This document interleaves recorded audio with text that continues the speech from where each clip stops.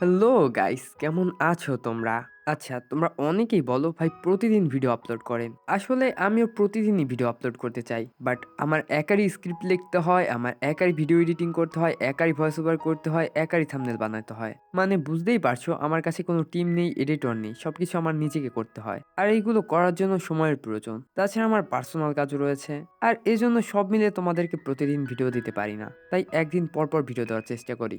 আর video upload করার পর তেমন ভিউও আসে না। তোমাদের কমেন্ট একটু মোটিভেট হয়ে ভিডিও বানাই। তো তোমরা যারা আমাকে সাপোর্ট দেখাও, ভালোবাসো, তোমাদের সবাইকে অনেক ধন্যবাদ।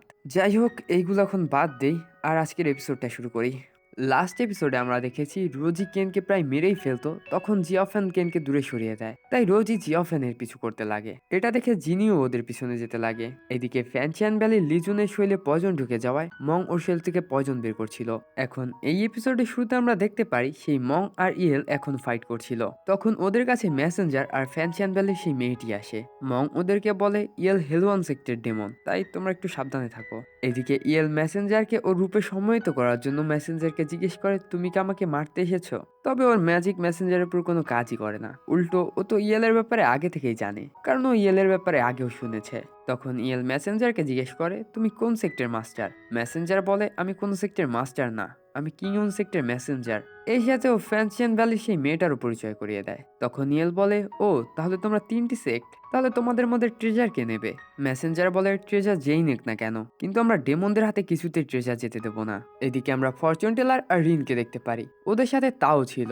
এখন ওরা সবাই একটি জায়গায় বিশ্রাম করার জন্য বসে। ওইখানে বসে ফরচুন টেলার বলে আমি এখন বৃদ্ধ হয়ে গেছি, তাই আমার এখন হাঁটার আর তেমন শক্তি নেই। তখন ওইখানে রেন ব্যাং আসে। রেন ব্যাং ফরচুন টেলারকে আগে থেকেই চিনতো, তাই ও ফরচুন টেলারকে জিজ্ঞেস করে তুমি কি এখনো মানুষের ভবিষ্যৎ দেখো। রেন ব্যাংকে দেখে ফরচুন টেলার রিনকে সরে যেতে বলে। এইদিকে তাও রেন ব্যাংকে দেখে অনেকটা ঘাবড়ে যায়। রেন ব্যাং জিজ্ঞেস করে তুমি এত জলদি কিভাবে বৃদ্ধ হয়ে গেলে। ফরচুন টেলার বলে আমি এখন আর কাল্টিভেশন প্র্যাকটিস করি না, তাই আমার বয়স অনেক দ্রুত বাড়ে। এরপর ফরচুন টেলার বিয়ার জন্য সরি বলে। রেন ব্যাং বলে অনেক আগে তুমি একবার তারা দেখে আমার ভবিষ্যৎ বলেছিলে যে আমার জন্য আমার ওয়াইফ আর আমার মেয়ে বিপদে পড়বে, আর এমনটাই হয়েছে।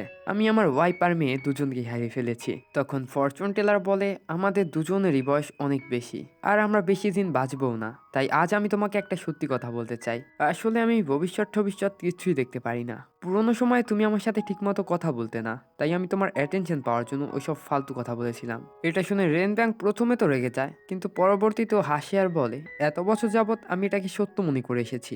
এরপর রেন ব্যাং ফরচুন টেলারকে নিজের খেয়াল রাখার কথা বলে ওইখান থেকে যাওয়া ধরে। ফরচুন টেলার বলে তুমি নিজের খেয়াল রাখো, কারণ শত্রু আমার না তোমার বেশি। তখন রিন এসে ফরচুন টেলারকে জিজ্ঞেস করে ইনিকে।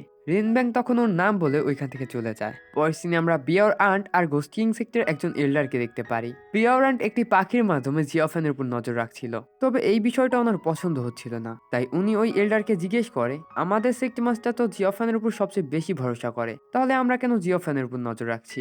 তখন ওই এল্ডার মনে করতে লাগে যে রেন ব্যাং ওকে বলেছিল আমি জিওফেনকে হেভেনলি বুকের টেকনিক শিখিয়েছি, যেটা শিখতে 30 বছর লাগে। তবে জিওফেন সেটাকে অনেক তাড়াতাড়ি শিখে ফেলেছে। তাই জিওফেন ভবিষ্যতে যদি আমাদের সেক্টের মাস্টার হয়, তাহলে ওর শক্তি লিমিটলেস হবে।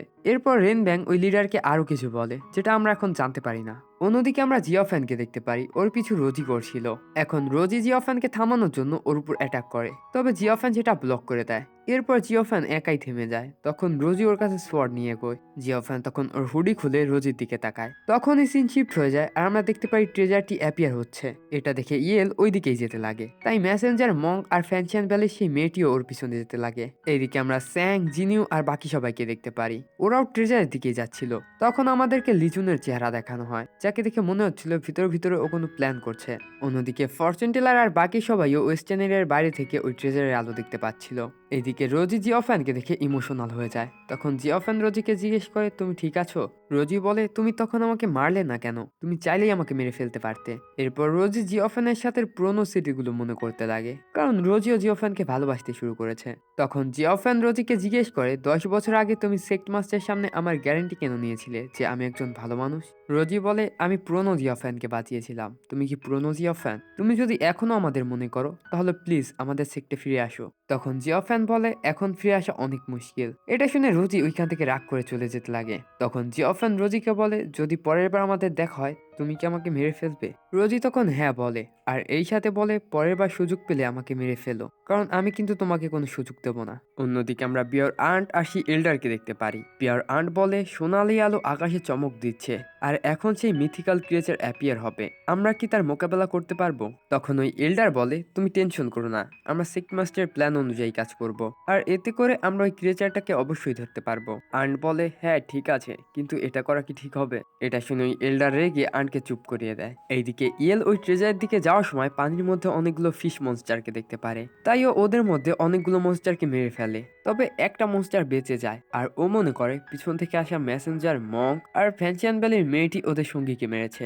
তাই ও ওইখানে ওর বাকি সঙ্গীদের ডেকে আনে আর ওদেরকে চারিদিক থেকে ঘিরে ফেলে। এটা দেখে ইয়েল ওইখান থেকে চুপচাপ বেরিয়ে পড়ে। এদিকে আমরা জিওফ্রেনকে দেখতে পারি, ও জঙ্গলের কোণে পৌঁছে গেছে, তবে ওইখানেও কোনো অ্যানিমাল দেখতে পায় না। তখনই ওর সামনে একটা উঁচু পাহাড় দেখতে পায়, তাই ও পাহাড়ের ওই পার দেখার জন্য উপরের দিকে উঠতে লাগে। উপরে উঠলেও দেখতে পারে আসলে এটা কোনো পাহাড় না, এটা বিশাল একটা গাছ।